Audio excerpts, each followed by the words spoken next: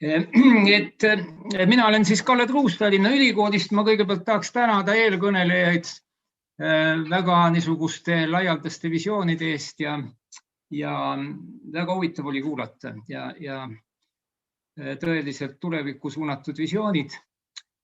Kuna nüüd see üldpealkiri on meil siin mitme nurga alt vaade, siis ma tõesti tahan öelda, et minu vaade on üsna erinev. Nii et eelkõnelejad võib-olla saavad pahandada, võib-olla saavad üllatuda, et eelkõnelejad nüüd lähtusid sellest.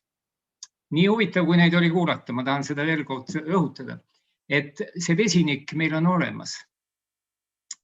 Aga meil ei ole seda vesinikku. Mina lähtuksin siis nii-öelda rohkem kahe jalaga maa pealt seisukohast. Ja ma vaataksin, kuidas on olukord mitte kauges tulevikus, vaid ma vaataks, kuidas on praegu ja kuidas selle praegusest olukorrast oleks võimalik siis reaalselt nii-öelda ette nähtavas tulevikus edasi minna. No, mis näiteid ma võin tuua? Et seda võib käsitleda pessimismina ja võib-olla isegi sellena, et ma olen vesiniku vastu, aga see ei ole üldse niimoodi. Ma leian täiesti kindlalt, et inimkonnal ei ole mingit muud alternatiivi kui fossiilkütustest loobuda ja üks võimalus selleks on vesinik kindlasti. Aga mis näiteid me võime tuua nendest tulevikuvisioonidest? Näiteks üks väga tark mees on olemas, kes ka sel alal tegeleb, on Enn Lust, teate võib-olla? Enn Lust, kes on Tartu Ülikooli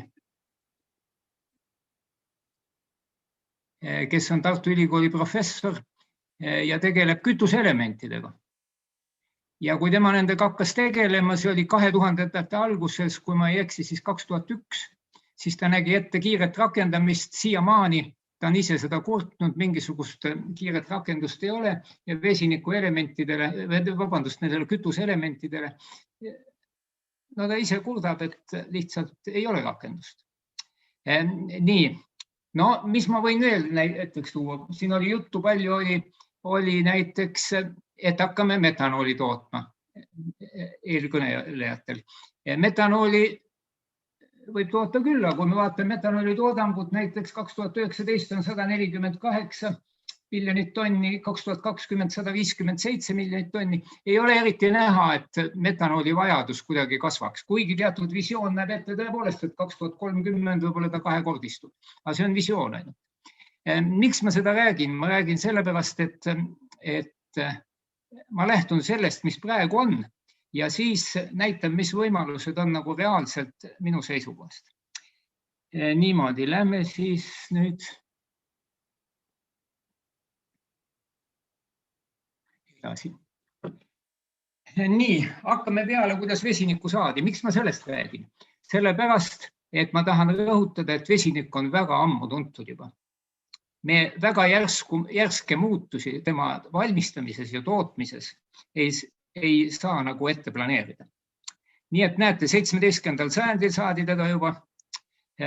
Avastajaks peetakse Henry Cavendishi, seda juba, kui on koodist meeles, siis igaüks teab, 1766 on see avastamise aasta. Nimetuse andis Lavoisier ja vesinik esineb 3 isotoobina.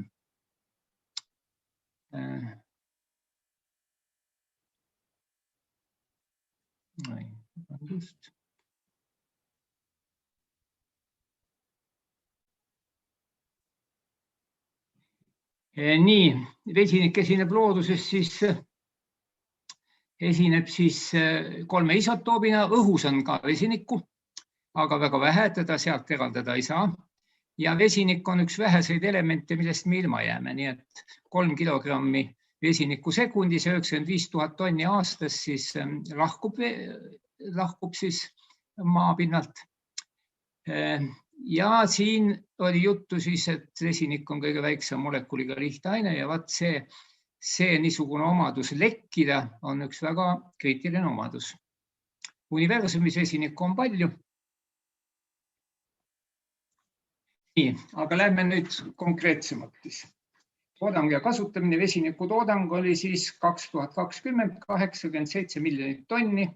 turuväärtusega $121 miljardit ja ta on kasvanud kiiresti 1975 kuni 2018 on siis kasvanud enam kui 3 korda.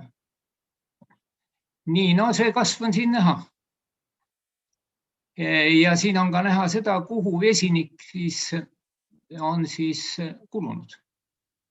Nii et kui me vaatame siit, siis see roheline osa saab olla ainult see osa, millest meil on juttu.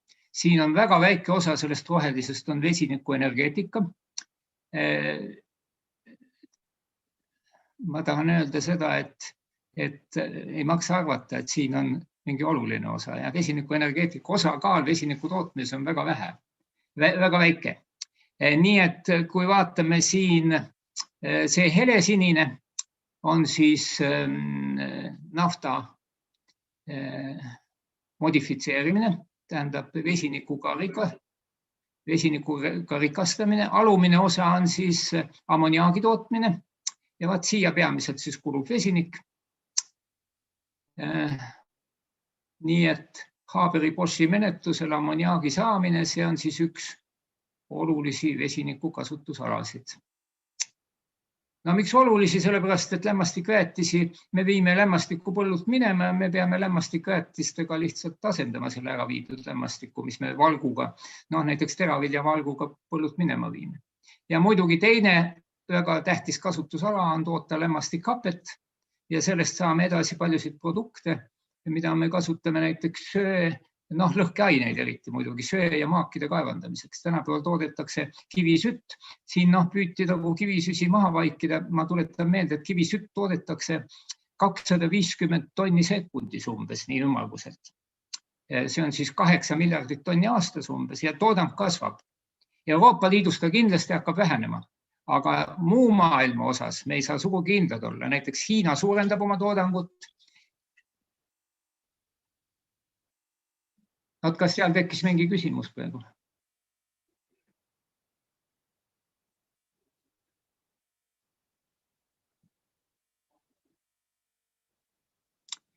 Nii et söe tootmine kasvab edasi. Näiteks Hiina hiljuti hakkas importima, ta on küll suurim söötootja, aga hakkas importima sütt veel Austraaliast. Nii et siis vesinikku kasutatakse peamiselt ammoniaagi tootmiseks Haberi-Bosch'i menetlusel ja sealt edasi lämmastikhape siis, millest me toodame lõhkeaineid. Ilma nende kaheta ei saa inimkond elada, sellepärast et me ei saa ei maake kaevandada ega kütuseid ilma lõhkeaineteta. Nii et siis niisugused asjad. Ma veel tahan öelda siis, et vesiniku energeetiline kasutamine on tühiselt väike võrreldes teiste kasutusaladega. Nii, üldised saamismeetodid. Ma loetleks nüüd enam-vähem kõik, aga ma ei puudutaks neid saamismeetodid, mida eelkõnelejad rääkisid, aga ma kommenteeriks neid. Biomassi väärindamine ja biomassist vesiniku saamine on väga piiratud, sellepärast, et meil see biomass peab enne olema. Me biomassi peame kasvatama, selleks peab olema meil maad, mille peal kasvatada. Ja alkoholide tootmisega on väga palju probleeme. Etanooli tootmine, eks ole, ja kasutamine mootorikütustes, me teame, kukkus läbi, eks. Nii et samamoodi on metanool, eks ole. Metanooli ja etanooli mõlemaid põhimõtteliselt saab mootorikütustes kasutada, aga siiski, nagu nägime, isegi Euroopa Liidus tõmmati asi tagasi ja enam meil seda lisandit bensiinis ei ole, eks. Nii, aga vaatame üle kõik meetodid, välja arvatud siis need meetodid, millest eespool oli juttu. Nii et vesinik tekib näiteks aktiivsete metallide reageerimisel hapetega. No see on kõikidele ka koolis tuntud ja see muidu oli ajalooliselt esimene viis, kuidas tsingi reageerimisel soolappega saadigi vesinikku. Amfoteersed metallid, näiteks alumiinium või tsink reageerib leelistega, ka tekib vesinikku, nii et niimoodi saame põhimõtteliselt vesinikku toota. Väga aktiivsed metallid, kõik leelismetallid, leelismuldmetallid annavad toatemperatuuril vesinikku. Siis näiteks keskmiselt aktiivsed metallid reageerivad E-auruga kõrgel temperatuuril, näiteks raud. See oli ka üks esimesi meetodeid, niimoodi sai Lavoisier juba vesiniku ja teatud otstarbeks toodetakse ka praegu vesiniku selliselt. No ja ka näiteks hüdriidide reageerimisel veega. Välitingimustes saame seda siis kasutada ja kasutataksegi, aga muidugi mahud on väga väikesed. No kui me siit vaatame näiteks kaltsiumhüdriid, see on molekulmass on 42, me saame siit näete 2 mooli vesinikku, see on umbes 50 liitrit, saame 42 grammist kaltsiumhüdriidist. No aga teisi hüdriide kasutatakse vesiniku saamiseks. Nii, ja siis muidugi veeelektrolüüs, millest siin oli pikalt juttu ja millest tuleb ka edaspidi juttu. Veeelektrolüüs on tore asi ja see oli ka üks põhjus, miks kunagi hakati kasutama, et me saame veest vesinikku, väga puhas meetod, aga kohe ma varsti näitan, et see meetod on mõttetu tegelikult. Ja siis on mitmed vähetuntud meetodid, mida isegi professionaalsed keemikud mõnikord ei tea, näiteks kaaliummetanaadi, kaaliumhüdroksiidi segu kuumutamisel tekib vesinikku. Nii, aga nüüd tehnoloogiline saamine. Siin on hoopis teistsugused kriteeriumid. Nii et need meetodid, millest oli siin eespool juttu, neid tehnoloogias kasutada ei saa. Mis põhjused siin on? Peamiselt kõrge hind. Kui me summaarselt arvestame kõigi lähteainete maksumust, kuidas meil on saadud, kui palju energiat kulutatud, siis me ei saa neid kasutada. Siis muidugi kõrvalsaaduste utiliseerimise probleemid. Nii et kõrvalsaadusi tekib tohutu palju, see langeb selle poolest ära. No ja mitmesugused mittetehnoloogilised niisugused mastaapse kasutamise raskused, miks me neid ei saa kasutada. Nii et tehnoloogia on hoopis erinev kui need meetodid, mis me võime kõik nad läbi vaadata, aga me saame kasutada tehnoloogiliselt ja üks meetod, millest räägitakse niisuguse tehnoloogilise saamise puhul on elektrolüüs. Nii, no see on piiratud muidugi kõrge hinna tõttu. Kui me vaatame nüüd vesiniku toodangut, siis mõne protsendi ulatuses vesinikku toodetakse elektrolüüsil, aga ta tekib peamiselt paratamatu kõrvalproduktina, näiteks leeliste ja kloori tootmisel.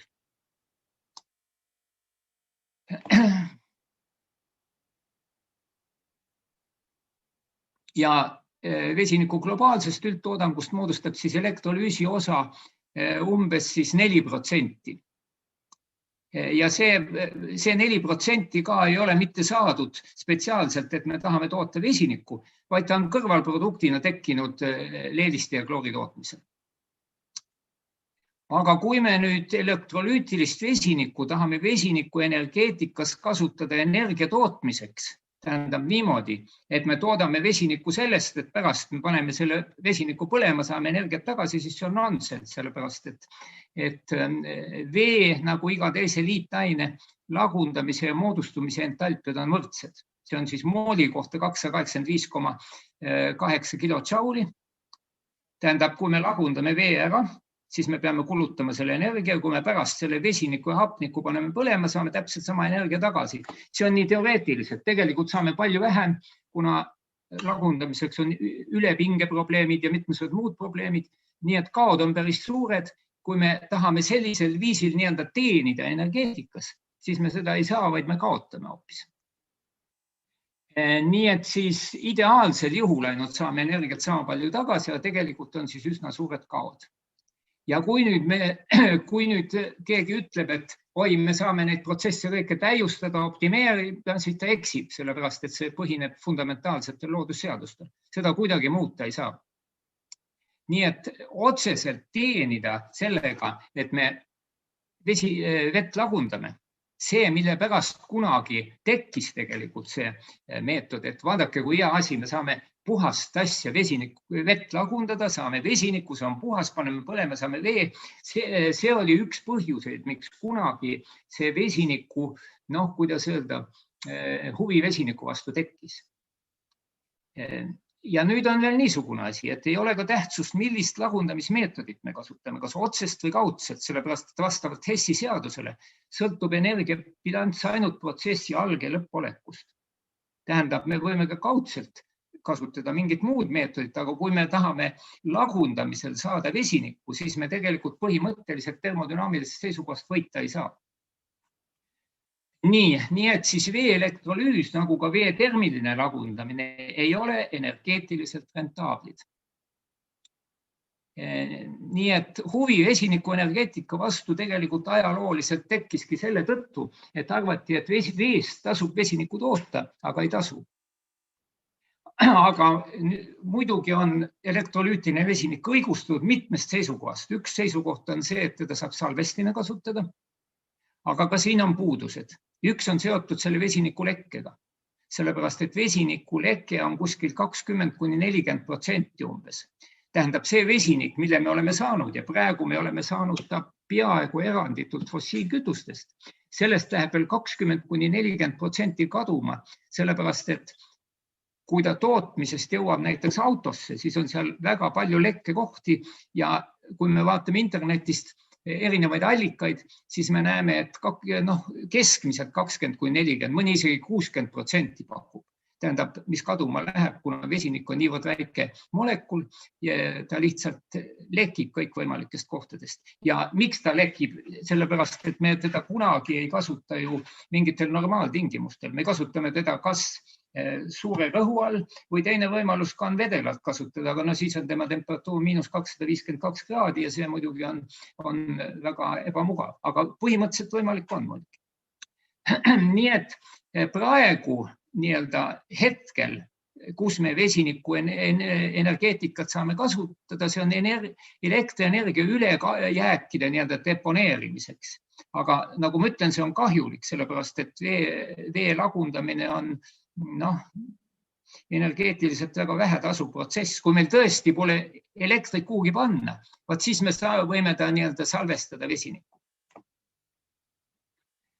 Nii, siin libiseti üle, fossiilkütustest saadakse, aga kuidas nüüd tegelikult ikkagi siis vesinikku toodetakse. Nii et eelnimetatud meetodid, olgu nad siis metallide reageerimine hapetega või elektrolüüs, nad ei ole siis kasulikul moel kasutatavad. Nii et me saame rohkem tagasi, kui me panime. Aga millised siis on millised on kasulikud meetodid vesiniku saamiseks? Vaatame reaalselt asjale otsa. 2020 toodeti peaaegu kogu vesinik, 96% fossiilkütustest. Ja nimelt niimoodi, et looduslikust gaasist 48%, naftast 30% ja kivisööst 18%. Ja nagu öeldud, see 4%, mis on elektrolüüsi osa, see tekkis kogemata, kuna näiteks kloori saamine on elektrolüütiline, leeliste saamine, mõlemaid toodetakse suures mahus ja seal eraldub paratamatult vesinikku. Nii, tänapäeval siis peamiseks saamismeetodiks, kui me võtame ühe meetodi, on siis veeauru konversiooni meetod. See on siis steam reforming, on ta siis lühidalt inglise keeles. Ja see koosneb tavaliselt kahest protsessist. Siin on palju nüansse ja sellest võiks omaette ettekande teha, aga hästi lühidalt siis niimoodi. Nii et tavaliselt kahes järgus kõrgtemperatuurne katalüütiline gaasisegu moodustumine. Siin tekib siis CO ja vesinik. Siin on siis nikkel katalüsaator, temperatuur on kõrge. Ja siis tavaliselt süsinikmonoksiid edasi viiakse üle siis CO2 360 kraadi juures. Nii et kaks niisugust summaarset reaktsiooni. Ja kui me siin nüüd summeerime, näete, summeerime niimoodi, ei saa siit kätte. Siin tekib, näete, paremal pool 4 mooli vesinikku. Ja vaatame, kui suure hulga CO2-ga see on seotud, 1 mooliga. Mis see tähendab? See tähendab seda, et 4 kilomooli ehk 8 kilogrammi vesiniku kohta tekib 1 kilomool CO2, mille mass on 44 kilogrammi. Mis see siis tähendab, kui palju 1 kilogrammi kohta tekib CO2? Et näete, ei ole väga tasuv, eks ole. Et me libisesime eelmistes ettekannetest sellest üle, aga praegune olukord, see tohutu kogus vesinikku, mida saadakse peamiselt sel meetodil. Nii et 8 kilogrammi vesiniku kohta tekib siis 44 kilogrammi CO2, et ta oleks niisugune väga roheline meetod, ei saa öelda. Ja teiselt poolt fossiilkütused on mängus. Tähendab, meetod see ei ole jätkusuutlik. Seda muidugi eelkõnelejad kõik rõhutasid, aga reaalsus, vaadake, on selline praegu. Nii et võiks nüüd natuke edasi arutada, et no me saab ju ikka, asi areneb ja me saame asja optimeerida ja tõhustada ja niimoodi, aga vaadake, mis põhimõte on. Et ma asjatult ei rääkinud algul sellest, et pole tähtsust, kuidas me mingit asja vesinikuks lagundame. Et Hessi seadus piirab siin. See on nagu fundamentaalne probleem. Et me peame kuskilt kõrvalt võtma energiat, et seda materjali lagunda, ükskõik millist materjali. Kõrvalt peame võtma seda, et kust me siis võtame. Praegu me võtame seda fossiilkütuste süsinikust, eks ole. Aga kui me hakkame nüüd ikkagi detailselt läbi mõtlema, et mis me siis süsiniku asemel võtame, elektrit võtta ei saa, eks ole, ei tasu ära. Et kust me saame selle lisaenergiaallika? Me peame vesiniku vabal kujul ei ole, me peame teda ühenditest tootma, tähendab, me peame ühendeid lagundama ja peame selleks kõrval energiat kasutama. Vaat seda nüüd eelkõnelejatest keegi ei lahanud. Vesi, ma veel kord rõhutan, elektrolüüs ei ole energeetiliselt rentaabel. Et praegu sellepärast süsinikku kasutatakse mitte mingist pahatahtlikkusest, meil lihtsalt ei ole muud võimalust. Nii et siis toodetakse, nagu ma ütlesin, 84 miljonit tonni aastas, tohutu kogus. Ja see meetod on siis õigustatud seal, kus vesinik on möödapääsmatult vajalik. Ma eelnevalt ei rääkinud mitte asjatult, et vesinikku on tohutult vaja. Mõni arvad näiteks, et põlluväetisi pole üldse hea kasutada, no võib-olla natuke nõgese vett valame ja nii edasi, aga see on rumal jutt. Me võime näiteks, kui meil 1 miljon või 10 miljonit tonni lämmastikväetisi jääb puudu, siis me saame tegelikult välja arvutada, kui palju inimesi selle tagajärjel nälga sureb. Nii lihtne see ongi. Praegu 10 miljonid inimesed surevad maailmas nälga lihtsalt sellepärast, et neid loitu ei ole. Nii et lämmastikväetisi me peame tootma ja peame tootma maake ja peame tootma sütt, vähemalt praegu senikaua, kuni meil vesinikuenergeetikat ei ole, eks ole.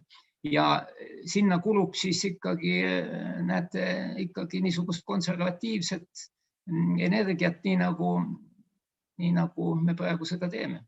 Et eriti nagu väljapääsu praegu niisugust hüpet ei ole näha siiski.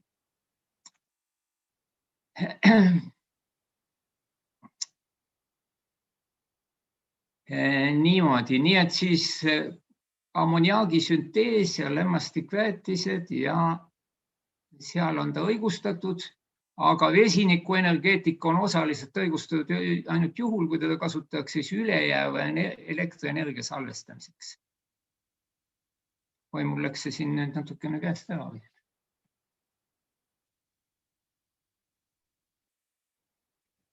Nii et praegu toodetakse peaaegu kogu vesinik fossiilkütustest ja tema tootmiseks kulub 6% kogu loodusliku gaasi ja 2% kogu kivisöe toodangust. Ja vesiniku tootmisel tekib siis aastas umbes 830 miljonit tonni CO2, mis on ekvivalentne Ühendkuningriigi ja Indoneesia emissiooniga kokku. Ja mis ma tahan öelda, et kahjuks lähiaastatel meil ei ole alternatiivi, mida me kasutame vesinikku sisaldavate liitainete lagundamiseks. Kust me selle energia võtame, seda meil reaalselt tegelikult ei ole, ma tahan seda öelda.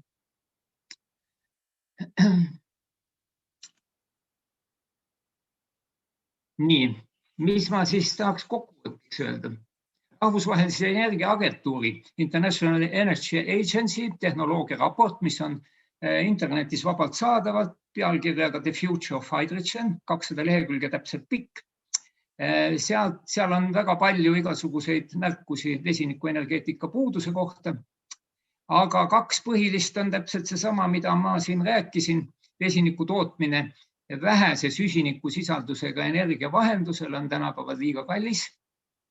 Komisjon loodab olukorda siis kütuseelementide ja mingite täiustatud elektrolüüserite abil parandada, aga nagu eelpool ilmselt ma näitasin veenvalt, elektrolüüserid väga täiustada ei saa, sellepärast et elektrolüüserid kasutades energias võita ei saa. Nii, ja muidugi see, et vesinikku toodetakse peaaegu täielikult looduslikult siis kivisöest ja teistest fossiilkütustest, 2 niisugust asja. Ja kui me nüüd vaatame nendele otsa nii-öelda selge pilguga ja ilma nii-öelda, kuidas öelda, võltsoptimismita, siis me näeme, et ega nendega väga palju pole midagi peale hakata lähitulevikus. Kindlasti asi areneb, aga siin on niisugused põhimõttelised fundamentaalsed takistused. Nii et mingit reaalset teed olukorra parandamiseks pakutud ei ole ei raportis ega ka teaduskirjanduses. Teaduskirjandus muidugi on selles osas väga rohke ja kui me võrdleme nüüd sellega, mis räägitakse ajakirjanduses, siis teaduskirjandus näeb välja hoopis teistmoodi. Nii et teaduskirjanduses vigu ei tehta sellist nagu ajakirjanduses, et väga optimistlikult seda asja ei vaadata. Ja kui meil on nüüd olemas juba roheline elekter, võtame siis rohelise elektri näiteks tuulikust või võtame ta päikese mingist elemendist, ega siis seda vesinikku vahepeal teha nii väga mõtet ei ole, sellepärast et vesiniku kaasnevad kaod, lekked, vesinik on ebamugav, siis me saame ju otse seda rohelist elektrit kasutada. Et vesiniku kasutamine ikka üldiselt on väga piiratud, aga kindlasti oma niisugune nišš tekib ja selles mõttes, ma ei taha kuidagi vesiniku energeetikat maha teha, aga nii-öelda natukene, kuidas öelda, realistlikuma pilguga peaks asja peale vaatama. Nii et minu poolt on kõik praegu, et kas on küsimusi, siis vastan hea meelega. Nii, suur tänu Kallele. Väga hea sellise kaine pilgu eest, mis heideti vesiniku majandusele ja selle võimalikkusele. Ja kindlasti ongi, mõned küsimused on, ma olen juba vaadanud neid. Üks väga hea küsimus on Jaan Metsise poolt, kes küsib, kas majanduslikult ja keskkonna seisukohast on mõttekas toota vesiniku metaani ja veeauru konversiooniga, kui vesinikul tootmised CO2 ja kas vesinik, ütleme, kui ta oleks nii-öelda veresinine, et kui me püüame see CO2 kinni, kas ta siis muutuks mõistlikuks? Ja muidugi muutuks, jah. Küsimus ongi selles, et CO2 tuleb kuidagi kinni püüda. Palju meetodeid on, eks ole. Ma olen isegi kuulnud meetodit, ma ei taha nagu väga nimesid öelda, aga väga haritud inimest, et niisugust meetodit püüame kinni niimoodi, et paneme kaltsiumooga kokku. Et tekib kaltsiumkarbonaat ja seotakse, eks ole. Aga kaltsiumood saadakse ainult ühel viisil, sel viisil, et kaltsiumkarbonaati lauldatakse. Ja täpselt sama, mis me pärast seome enne lendas juba õhku, eks ole. Ja palju niisuguseid asju on. Ja üks võimalus surume kokku, eks ole. Paneme balloonidega ja maa alla, eks ole. Muidugi võib teha, aga palju energiat kulub. Ja ei ole väga kõige niisugune otstarbekam siiski, eks ole, mitmes mõttes. Palju läheb terast, palju läheb energiat ja nii edasi. Ja kaua me neid balloone, kogu aeg tuleb neid juurde, palju me neid maa all hoiame, eks ole. Nii et palju probleeme on. Aga kui me lahendame selle küsimuse, kuidas tekivad CO2 siduda, siis me oleme omadega mäel. Siis ei ole enam mingeid probleeme. Nii et jah, see ongi see probleem, kuidas CO2 siduda. Nii, siis Jaan Metsiselt on veel üks küsimus. Äkki peaks investeerima pürolüüsi meetodi arendamisse, kus kõrvalproduktiks on süsinik, mis võiks siis keemiatööstuse tooraine olla. Ja see on mõeldud siis metaani pürolüüsi tõenäoliselt. Niisugune protsess tõesti on olemas, aga siin ongi küsimus. Siin on seesama probleem, nagu on siin eelkõnelejate kõik need bioloogilised meetodid saamiseks. Ja ta ei ole nagu, kuidas öelda, mastabeeritav, eks ole. Ta ei ole viidav tohutu mahuni, mida meil vaja on. Kui see oleks lahendatav, siis küll, jah. Et ta ei ole tehnoloogiline, teda saab laboris teha ja väikeste seadmetega ja katsetootmises, aga praegu ei ole lahendatud seda, kuidas teha teda suures mastaabis. Nii, siis tal on muidugi, üks küsimus oli veel teile, et kas vesiniku põletamise all on mõeldud vesiniku põletamist hapnikus või õhus ja kui põletamine toimub õhus, kas siin arvestab lämmastikoksiidi tekkimisega? praktiliselt ei teki sellistel tingimustel lämmastikoksiidi, nii et lämmastik sellel vesiniku põlemistemperatuuril ei ühine õhu hapnikuga. See on tühiselt väike. Nii, kui vaatan, minu arust oli küsimusi vist veidi veel. Jah, ongi. Kunno Keskkülaga esitab küsimuse. Kuna Eestis praegu vesinikutööstusi kasutata, siis kas meil oleks teatud riiklike regulatsioonide abil mõttekas majanduslikult ja keskkonnahoiu eesmärgil toota rohelist vesinikku taastuvenergia salvestamise eesmärgil? Või tuleks kõik rohevesinik viia pigem fossiilsetest ainetest toodetav vesiniku asendamiseks? Kas sel juhul oleks Eesti rohevesiniku ekspordi perspektiivi ja mõttekust? See oli nii keeruline küsimus, et... Ja, 3 küsimust ühes sisuliselt. Aga hakkame otsast peale. Kui meil oleks rohevesinikku võimalik teha, siis muidugi võiks teda teha, aga teda nagu suures koguses ei ole võimalik teha lihtsalt. Ja sellele nagu kõik ka järgmised küsimused vist toetusid, nii et praegu ei ole nagu näha, et seda rohevesinikku suurtes kogustes oleks võimalik toota. Nii, selge.